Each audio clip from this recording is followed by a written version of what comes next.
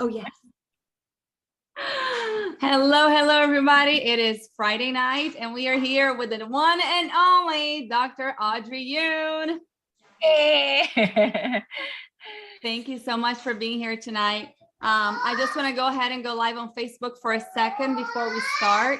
And if my kids let me. Let's see. Hold on just a second. What I'm trying to do. I want everybody to turn their videos off so we can really see Dr. Yoon.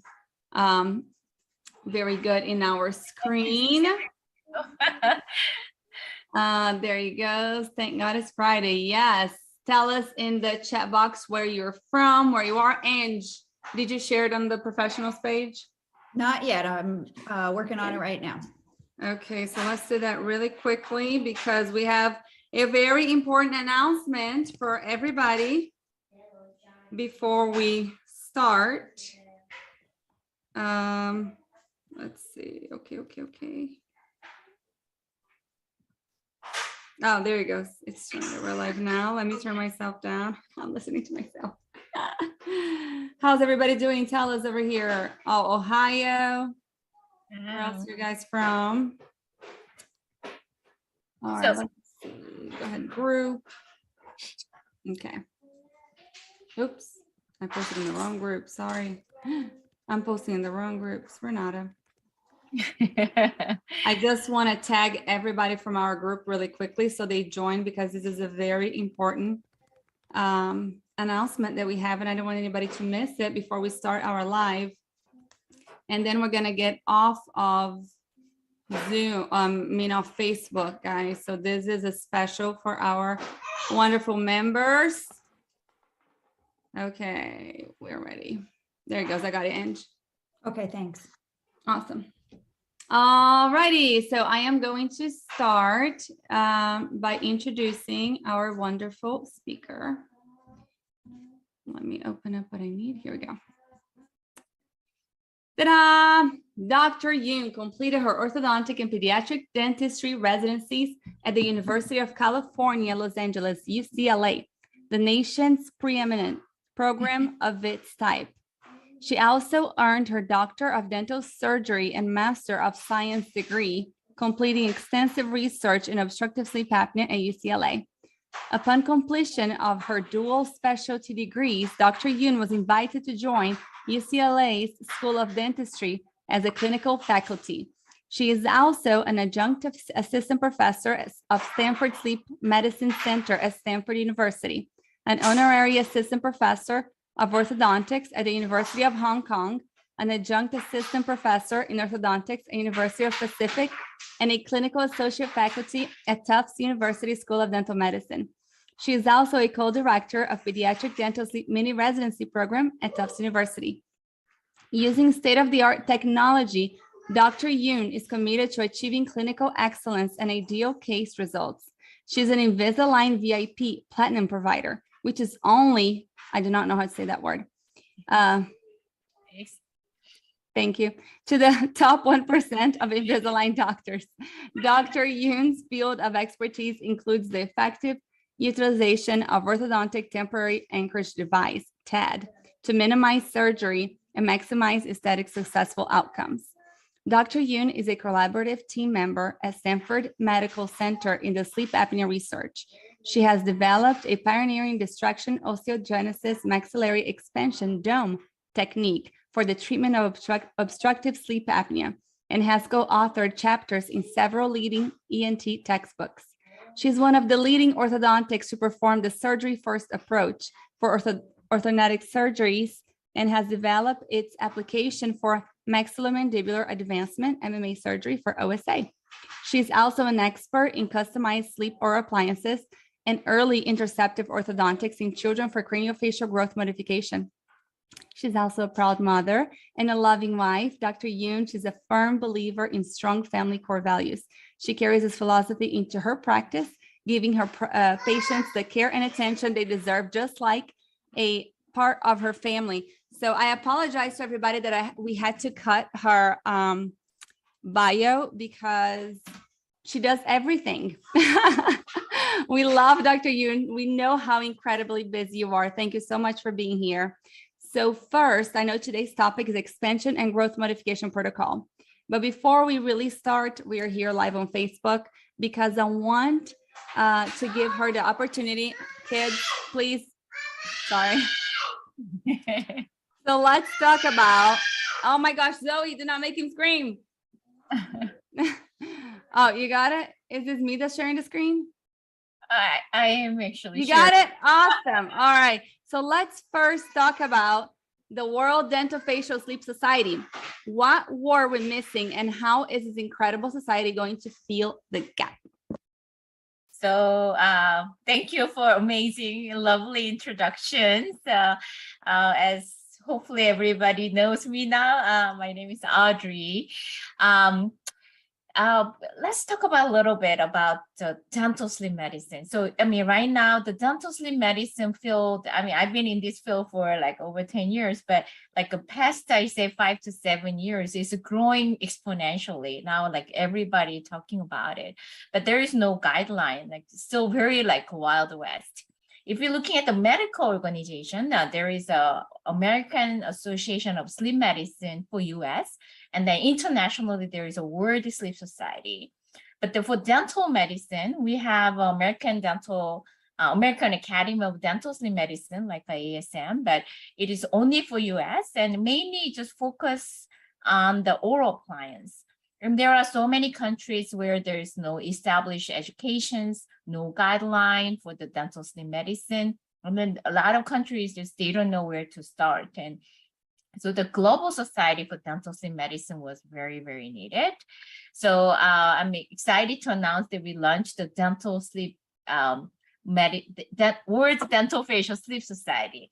I wanted to emphasize that we are not just talking about the oral appliance, because we're gonna learn about gross modifications, craniofacial changes, surgical approach, functional approach, myofunctional therapies.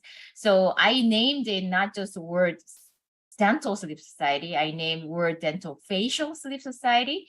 So our World DentoFacial Sleep Society, it will be nonprofit, a professional membership organization dedicated to advancing dental facial sleep medicine worldwide. So the purpose of World DentoFacial Sleep Society is to increase the dentist, surgeon, allied professions, myofunctional therapists, even the public's awareness of a sleep disorder worldwide. And eventually, one of our final mission is come up with a proper education and international sleep medicine guideline. So we are having a committee. Our committee will select, review, publishing guideline for preventions and treatment of sleep disorder. Currently, everybody love our society. Like 17 countries dental sleep society agreed to be affiliated with our society. So far, none of other dental sleep societies say no. And also our sister the society, the World Sleep Society, will be one of the major supporter. Also, our vision, World DentoFacial Sleep Society will manage a variety of programs that engage the global community of like dentists, surgeon, myofunctional therapists, researchers, and professions, any professional as well as the public. So we'll have our first official meeting in Rio, Brazil in October in 2023, which will be the joint meeting with the World Sleep Society. And we'll also have a virtual meeting annually, as well as online courses and monthly feature lecture series seminars. So if you go to the DentoFacialSleep.org, the website now is open. And we're gonna start doing our monthly feature lecture series probably starting next month.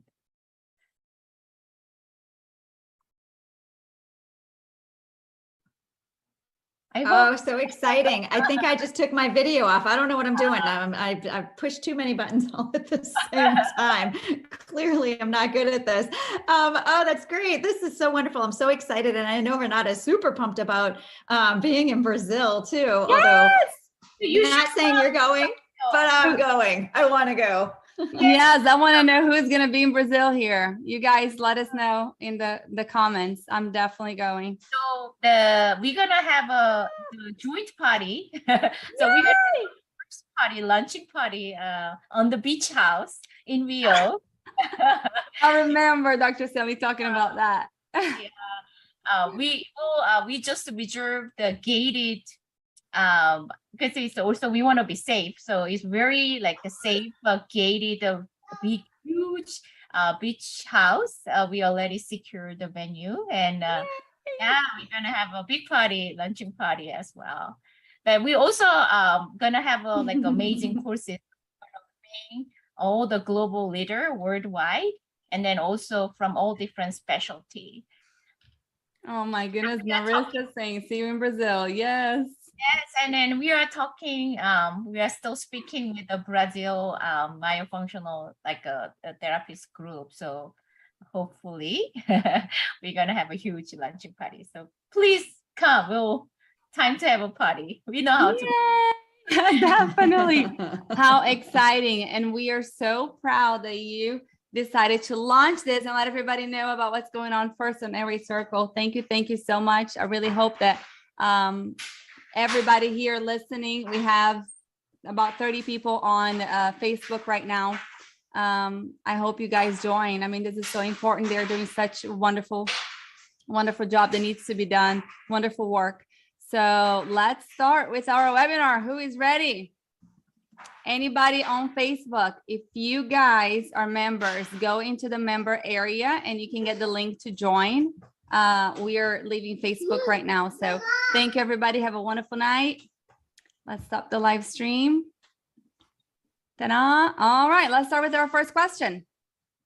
All right. What is your growth modification protocol? All right. So this is, let's see, I will share with another. Maybe I share with my presentation a little bit. Okay. Awesome. Awesome.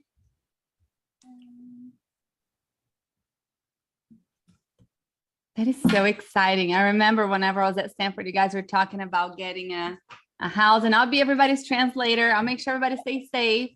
I'll do before we go, I'll do a Brazil 101 safety protocol. So let's talk about the orofacial growth modification. So when we talk about the growth modification, this is something that we need to think about, because the sleep disorder breathing has a large spectrum from mouth breathing, snoring, upper airway resistance syndrome, mild sleep apnea, moderate sleep apnea, and then the severe form of obstructive sleep apnea. And it is continuum and progressive spectrum. But however, currently in the US medical insurance cover any type of sleep apnea treatment only after diagnosing sleep apnea. And if our children are only spectrum, they are like snoring and mouth breathing. And we know also there is only a specific time window to develop the certain structures. You're gonna wait until it gets worse. And then sometimes it's too late. So when we talk about the orofacial growth modification, we need to have enough rationality. We have to really intervene or not, and then when to intervene and where to intervene and how to intervene. So the key to pediatric sleep disorder breathing is like, first, we need to recognize the risk factor early, and then we have to set up the treatment for long-term stability. And we have to think about ways like structures and then functions and how we work together. And we also see, I mean, everybody has their genetic, the potentials, and we want to maximize the growth potential.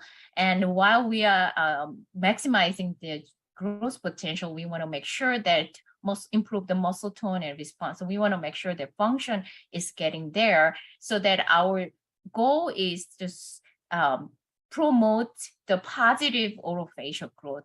And we want to grow our child, the airway and face, like a healthy and more positive. So when we talk about the growth modification, I have to mention my mentor, Dr. Christian Ginamino.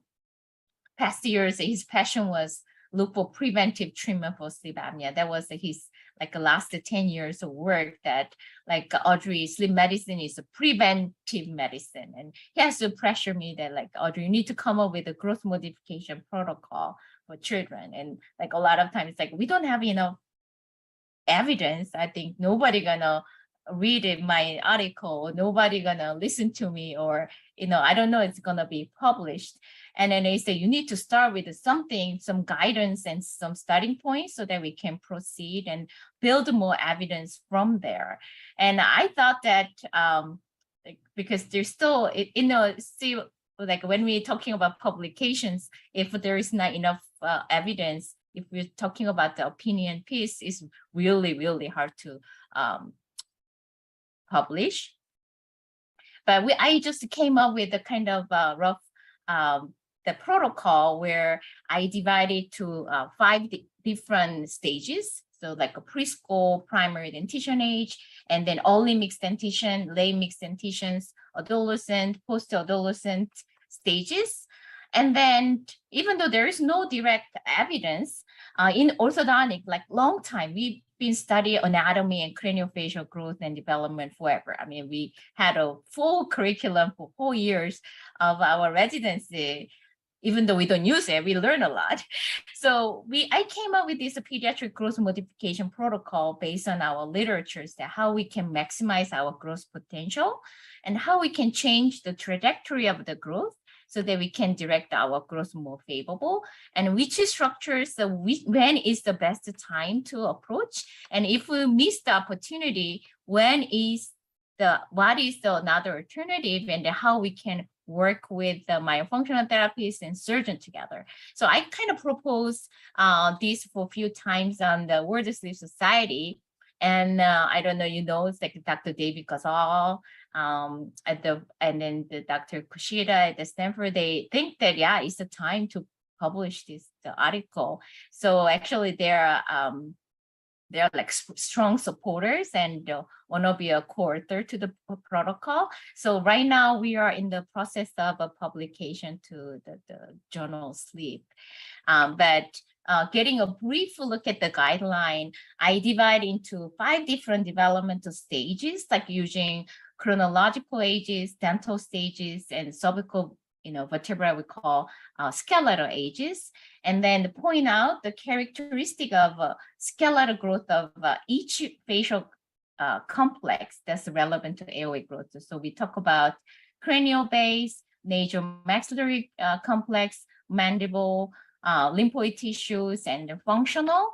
And then I propose to the strategy for each structure growth at different stage to maximize the growth potential and then improve the trajectory of a growth pattern. So this is actually even kind of an update.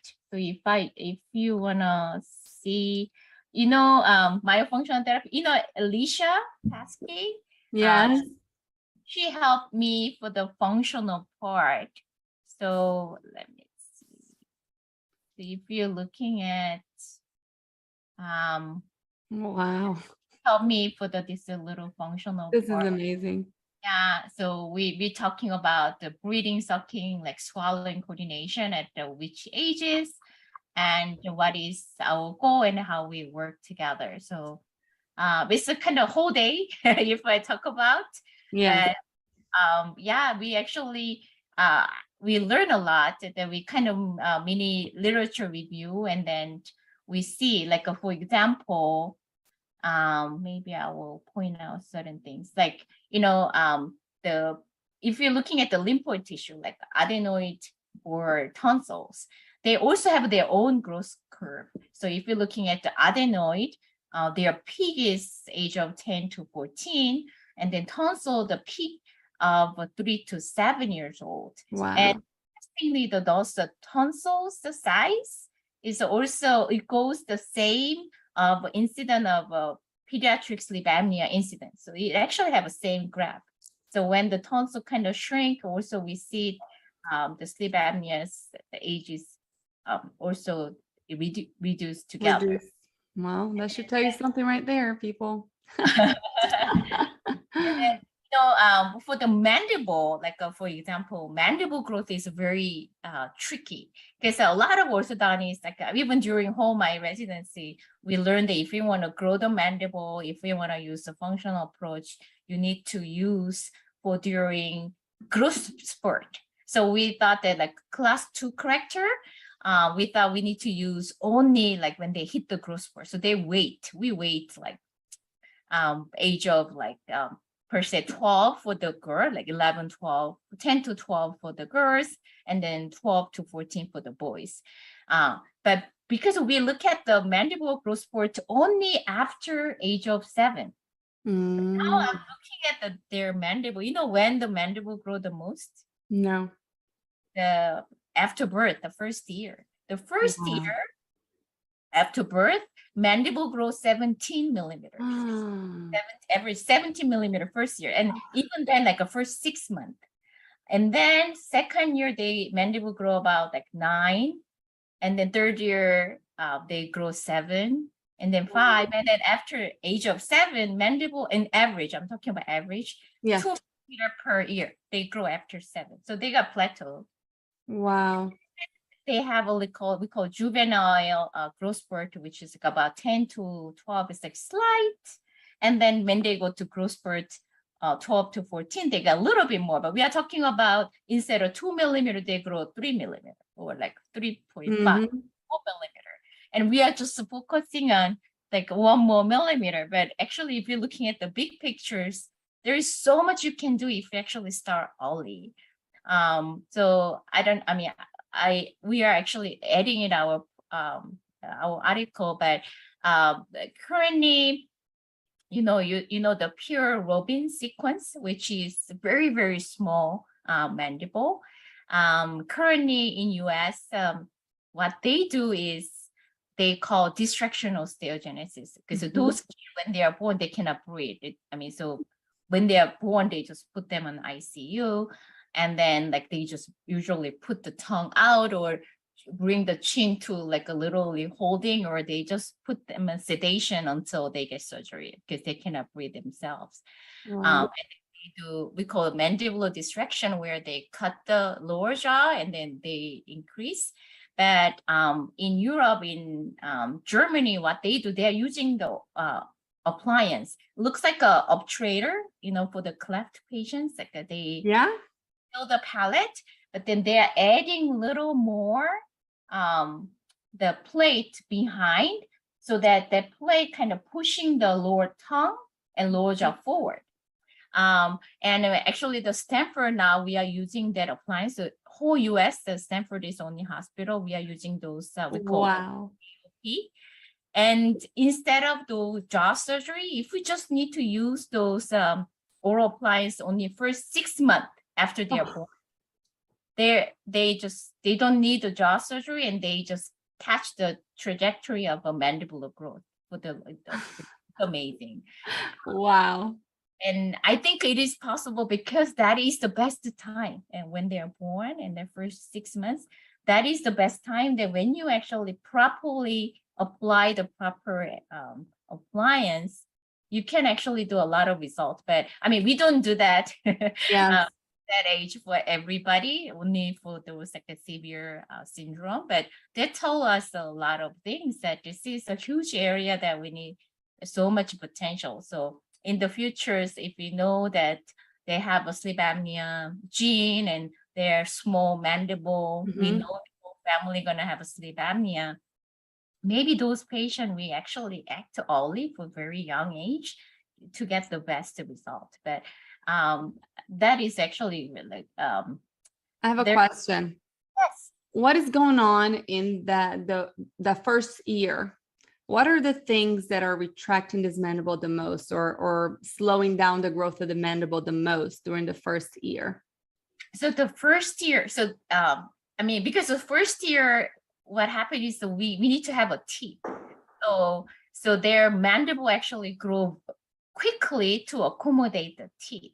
And also, this is actually very interesting time. We really don't have many research, but when they are born, usually the mandible is super small, like all newborn baby looks like retrognatic, and then their tongue posture is very forward. So they're like their tongue is sticking out. But that's how actually the best position where they can still swallow. But when they are born, they can actually swallow, they can eat while breathing. Larynx didn't descend yet. But then once we start speaking, now the larynx going descend, and now the tongue also go backward. Tongue posture go backward. So the mandible has to really grow, otherwise everybody gets sleep apnea. So the mandible growing quickly and then tongue goes down. Let me see. And let me see. So this is the time where tongue displays toward the oral pharynx, and that actually affects the mandibular displace. And also the tongue itself, the strength is getting increased rapidly at this age. So like when they're born, if you're looking at the tongue strength, the rapid increase from the age of 3 to 6, and then after 6, tongue strength kind of still increase, but kind of slowly. Okay. Tongue strength is still developed until the age of 17, but the rapid strength they build up is the first age of 6. So this is like important for every aspect. Wow. And this is the time that speech develop. And this is the time that, breathing, suckling, swallowing, everything is kind of coordination get developed. Is everybody else in awe? I know, everybody's speechless. This is wonderful. It's up to you if you want me to keep asking questions or if you want to just keep going. Maybe let's talk about tongue size, because this is the myofunctional group. So maybe you are interested in the tongue a little bit. Please. My ortho group, we're talking about all these things. So like when they are born, their tongue is kind of forward positioned and they are kind of descending, but then also mandible kind of catching up. But then around this age, it's like 6 to 9. So like kind of not toddler, they're kind of the preschool ages. This is the time that tongue size kind of increase. And then I told you that the mandible growth is kind of plateau. So the mandible grows so much. And then when they're like 7 and 8, mandible doesn't grow as fast. Now tongue is growing fast. So this is the age where when you see it looks like a tongue is huge, like they're like compared to their mandible. And then this is also the time where the tongue looks like falling behind. So all these ages, like a lot of times when the kid has a sleep apnea, usually, they can be inside a nose issue, but a lot of time they're tongue falling. And tongue exercises and bring the tongue forward sometimes is the key for the sleep kids. And but then the mandible actually catching up. So I told you that little growth spurt, the juvenile growth spurt, and then they have a growth spurt. So and around this age, like about 10 to 11, now tongue size done, like tongue doesn't get any bigger. And then the mandible still growing. So around this time, it looks like tongue doesn't look that big compared to mandible size. So when you see the kids, you kind of get the idea that, for very young, like newborn kids, like tongue is forward, going back. And then now tongue is getting bigger, but the mandible doesn't catch. And then about 10, 11, mandible kind of grow. And then now they kind of stabilize. So I'm sure, I'm not the expert in the functional aspect, but I'm sure that is a lot to do with also functional development as well. I have a question. Yes. I don't know if I can interrupt you. When somebody has a severe overbite, I've been having so many kids recently that just, you cannot even see the lower teeth at all because the maxillary teeth are covering completely. Does that trap the mandible? What should you do at that point? Do you wait? What is the best age? What do you do for a severe overbite? I don't agree that every overbite need to correct it early. Okay. But however, so that is that is a discussion that when to start, and we don't want to over treat, and we don't want to fight with a crying keyboard. Like, I don't want to expand every 3 years old if it's not necessary. But also there is a lot of other functional aspect you need to really see. So I usually look at the family histories, like do they have any sleep apnea. Also, genetic is very, sometimes the genetic is very important. So I'm just looking at their mom's and father's face, and then we kind of expect how they're gonna grow as well.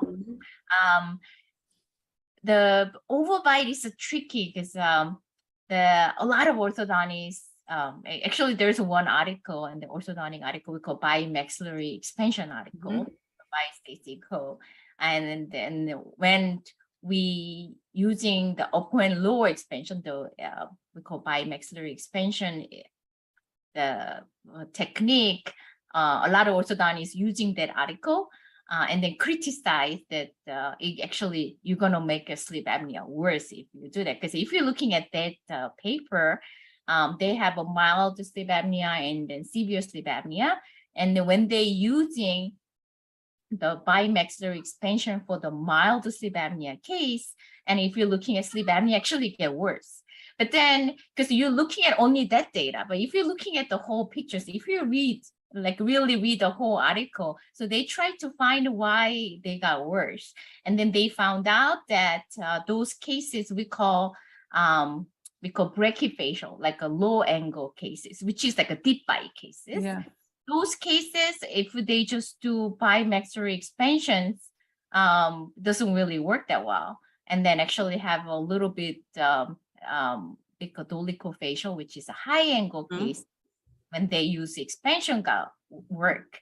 So so those kind of very deep bite cases, we call class 2 division 2. A lot of time they're also class 2. So like a mandible actually feed it back.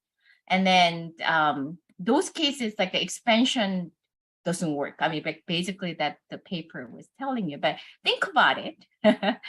When they have a deep bite, like now you learn, right? What happened? So tongue has no room to go, right? Tongue has no room to go. So they are falling back. But even though they are deep bite cases, even though they expand the upper, they are still deep, right? Mandibles cannot come forward because they have overbite. So even though they do expansions, mandible actually still back. And they imagine now you have a bimaxillary expansions. Also deep bite cases, also their vertical is very low. So there's no enough room for tongue. And the short, the height, now you put 2 expander top and bottom, tongue has really no room to go and they are falling back. So for the deep bite cases, actually, I see a lot of time that they have a sleep apnea and then you are putting expander temporarily can get worse. So only way to get better is you need to, we call unlock the mandible. You need to bring the upper incisor out. And then now your mandible can come forward. Now you get better. I mean, that's so if expansion alone is not, so you cannot really blaming the expansion doesn't work. Actually, expansion is a part of procedure you need, but in order to get the success, you need to get expansion and then kick out the upper incisor out. Now you need to bring the mandible and now you get the obstruction site to resolve.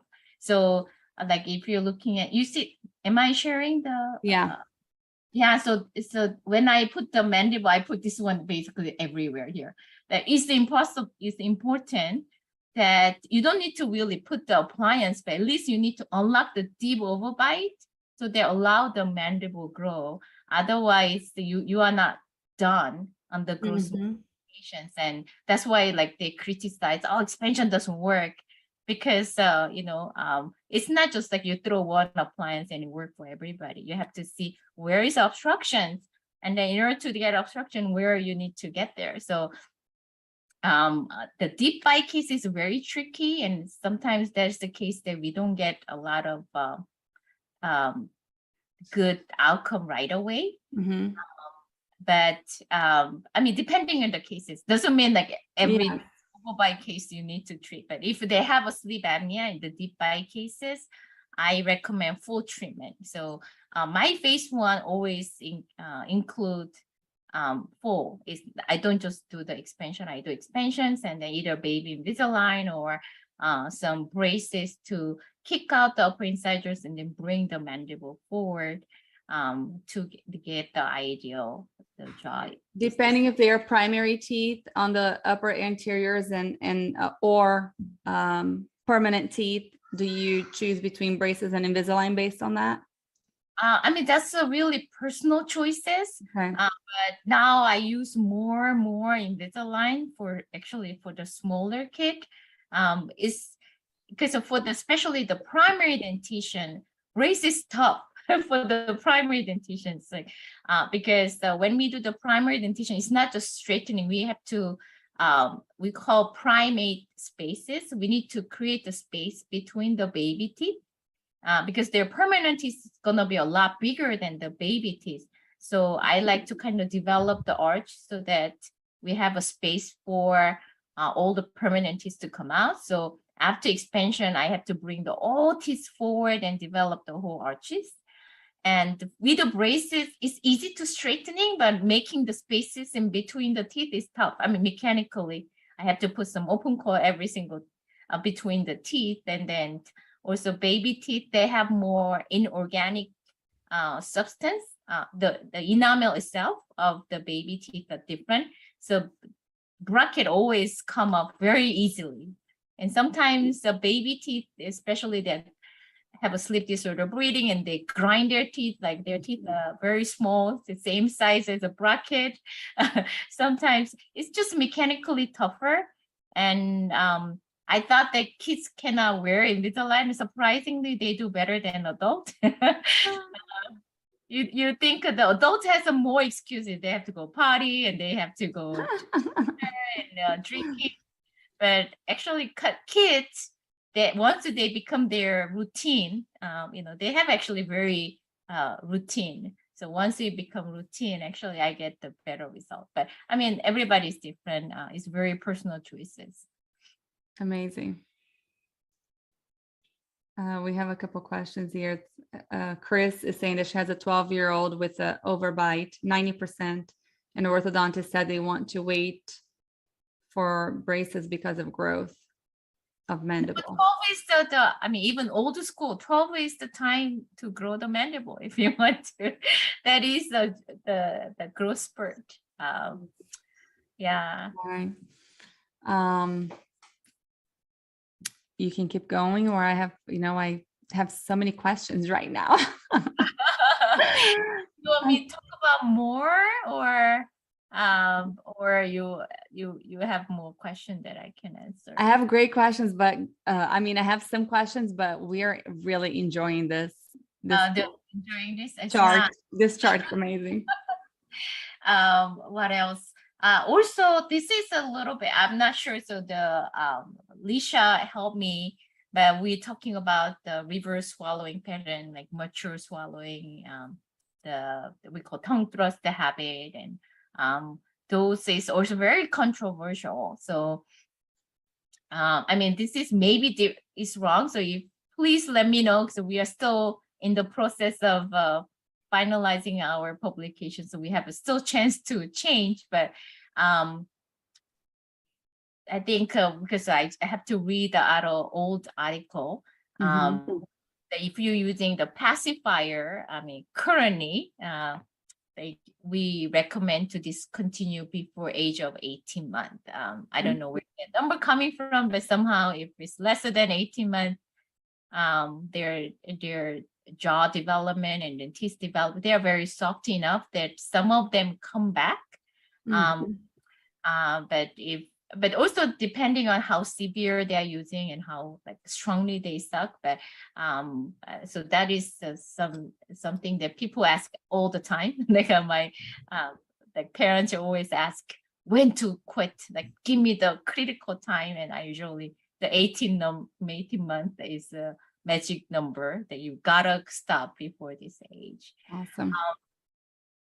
What else do you want? Maybe you are interesting about the myofunctional appliances for the tongue. That one, I mean, everybody's different. So it's very, very my personal preference that I like to use those the myofunctional appliance for any ages, but also very young age.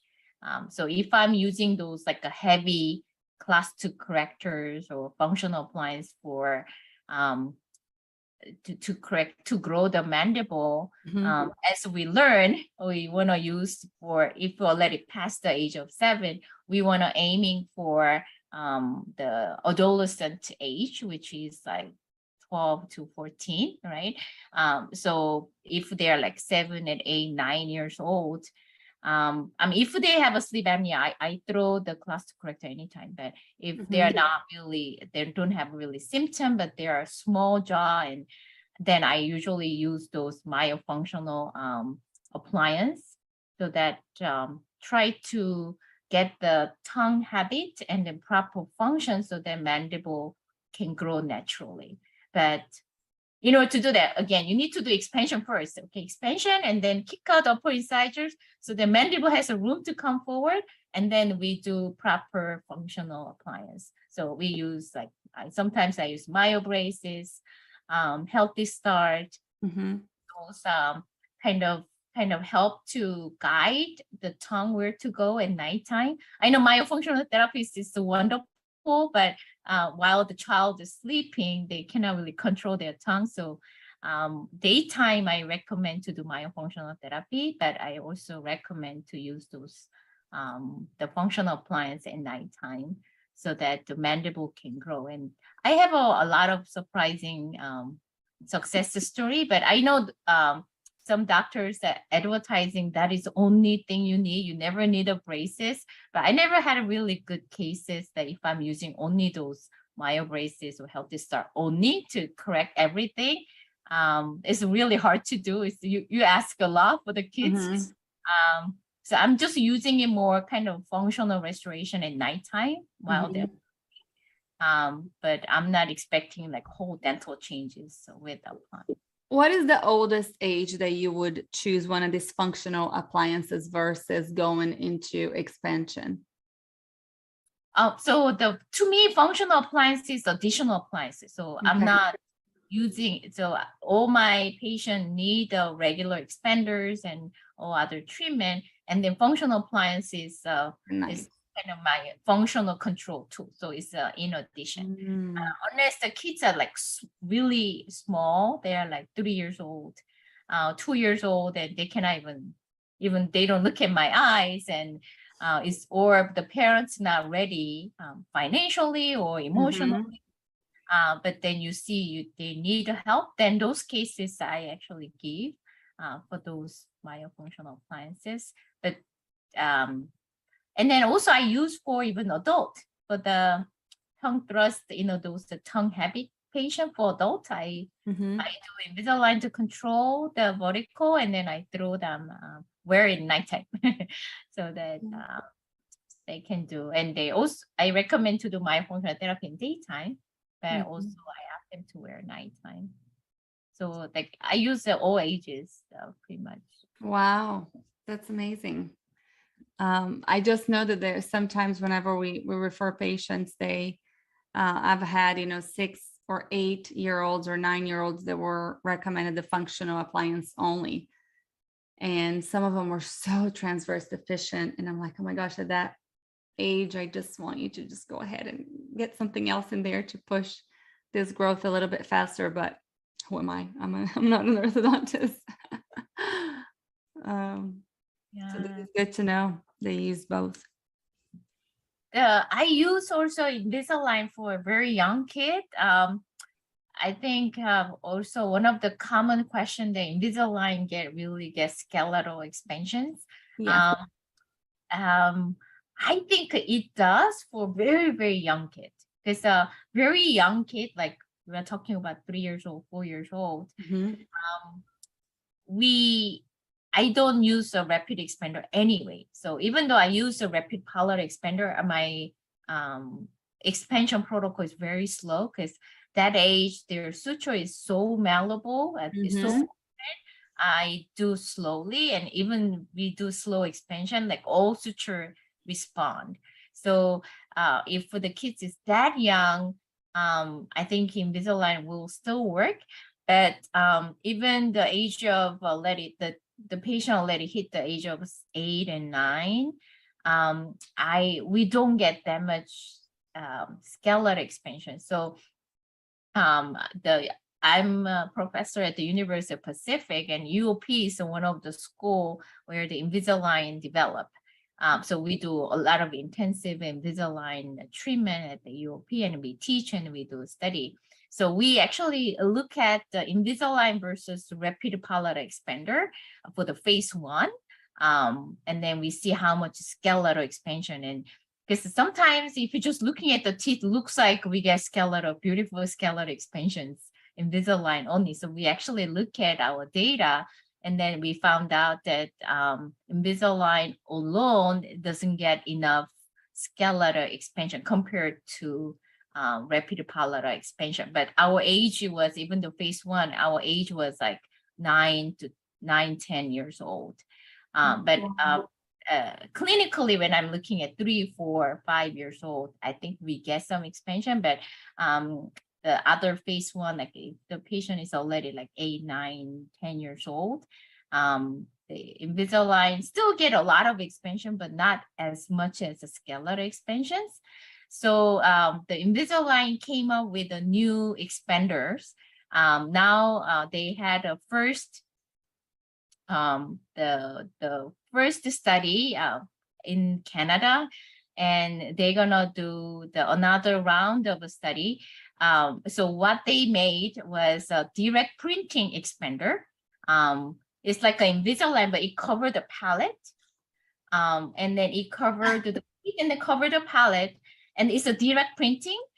So like Invisalign, but it cover, and then you change every day. Oh. So it's a lot stiffer. So like every day you change, and then you get more. So you get expansion. Yeah.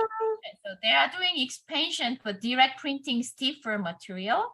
And they did the first round of study already, and they look at the data.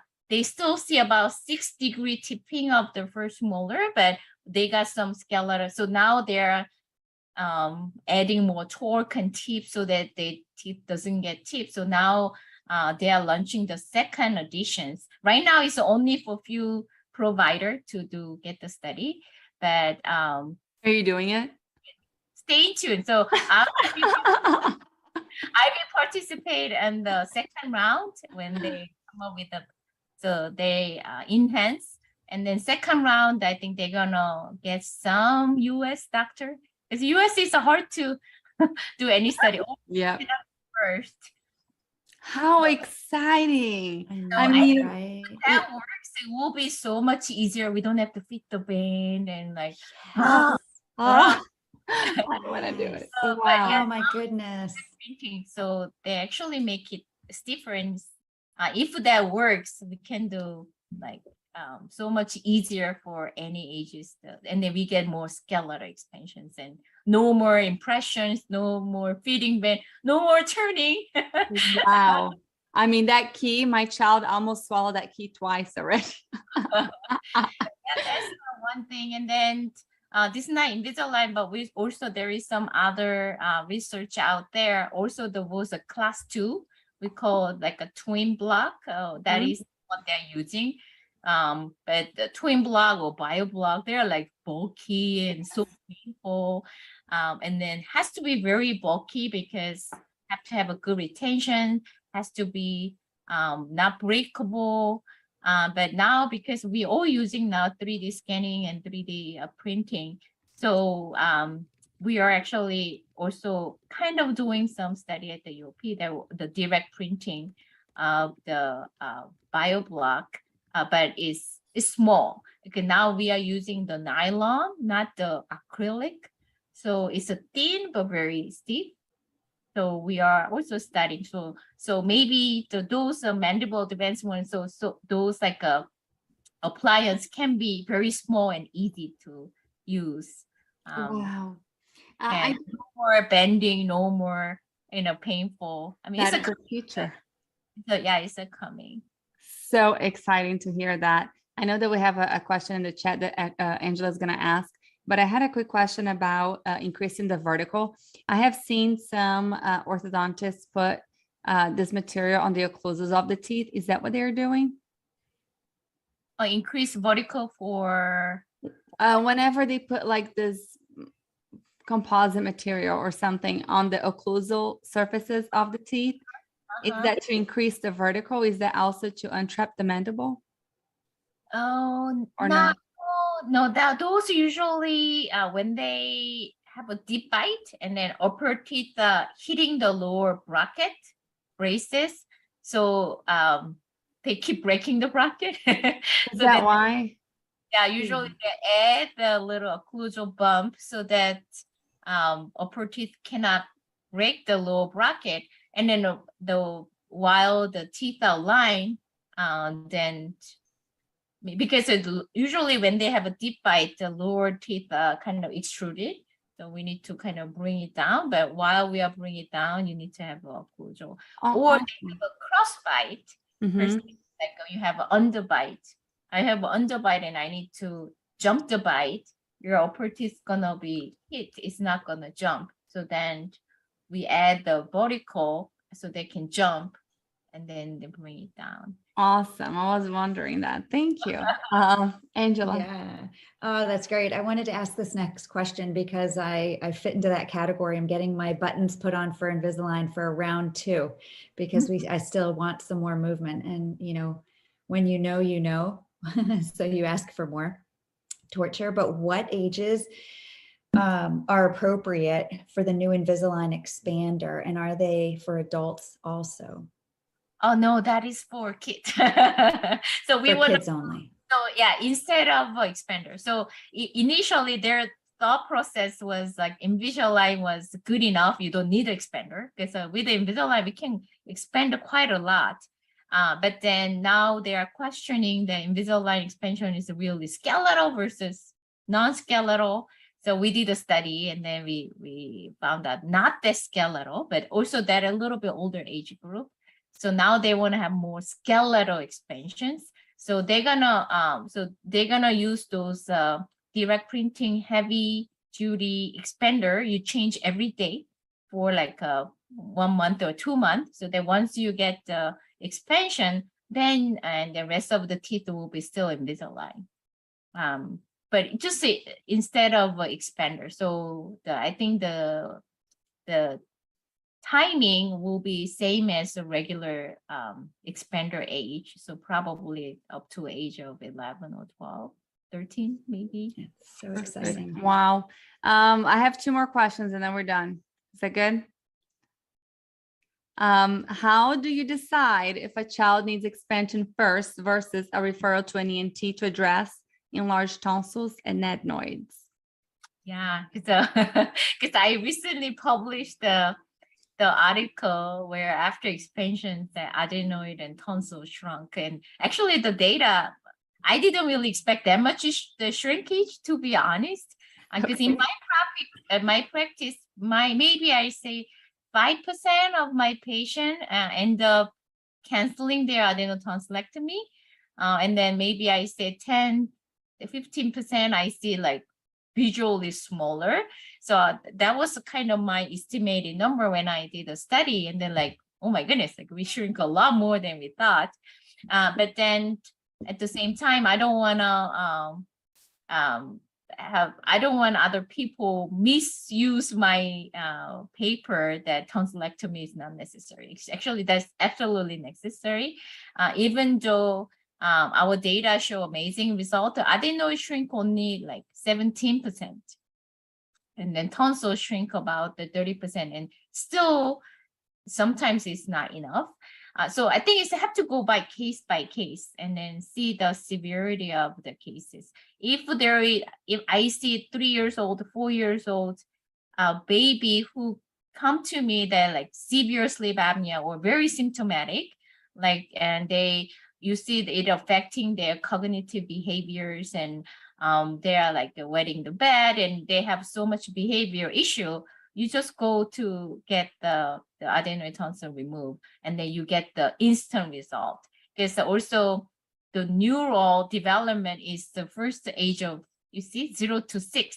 Like most of your brain development is done when you're 6 and 7 years old. So you don't want to wait until age of like 8 and 9. Also tonsillectomy success rate go dramatically down after age of 8. So tonsillectomy success and the effect is ideal before the age of 8. So if your patient you're 10 years old, there's no symptom or very little symptom, and the huge tonsil, I would just expand first. Because that age, like the tonsillectomy is not going to make huge difference. There is really no ideal, no really functional issues, just a huge tonsil. And then small jaw, there's no other issues. I will do expansion first and then see we can shrink the tonsil. Maybe they have a little bit of the airway issue, but those cases I will do expand more. But for younger kids, there is a cognitive the impairment. I will just go to expansion. I go for the adenotonsillectomy first, because the expansion also showed the result, at least like our data, at least like 12 to 13 months. So you want to wait for, not same thing, you want to wait for 1 year, 2 years to shrink. And then if not, and then the tonsillectomy, you already missed the time to brain development. And so I think go by case. Amazing. Any new research you're working on?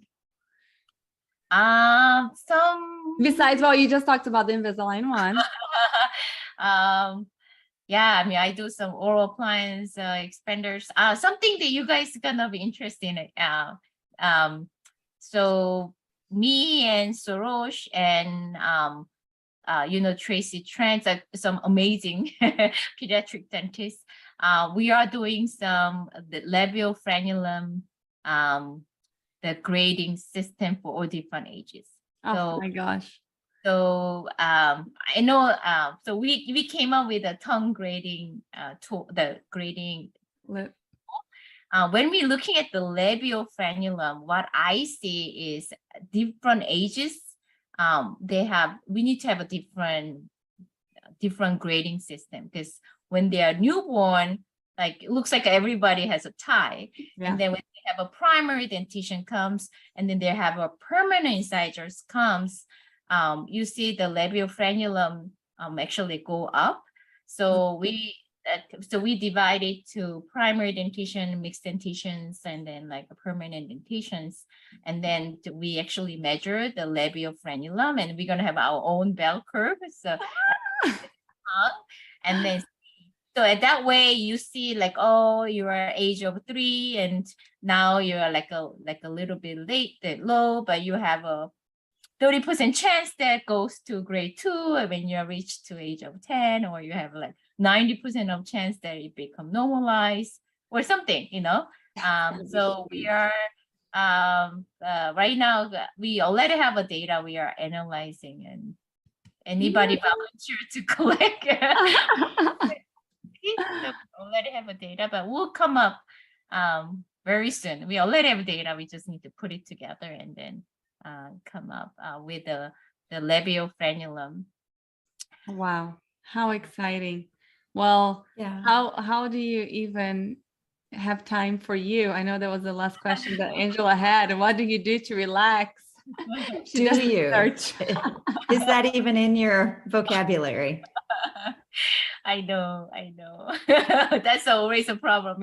When I go to the lectures, like you need to have 7 hours sleep. And then they asked me, so how many hours sleep last night you like, always so sleep deprived, but I think all of us, I know all of us, we talk about it. It's like, do as I say, not as I do. In this So field. true. But anyways, guys, this has been such a wonderful hour. Dr. Yoon, you're always welcome on Airway Circle. Anything that you need, please, you can always count on us. And thank you for spending this wonderful hour with us. We know how busy you are, so we're very appreciative of your time and your knowledge and you teaching us. This is wonderful. Thank you. Thank you for having me. Everybody have a wonderful night. I'm going to make a little post about tonight. I want everybody that's here tonight to go there and comment. So everybody that did not participate can be jealous. That's right. All right, guys. Thank you so much. Have a wonderful night. Good night, Dr. Yoon. Thanks for Dr. being Yoon. here. Bye-bye.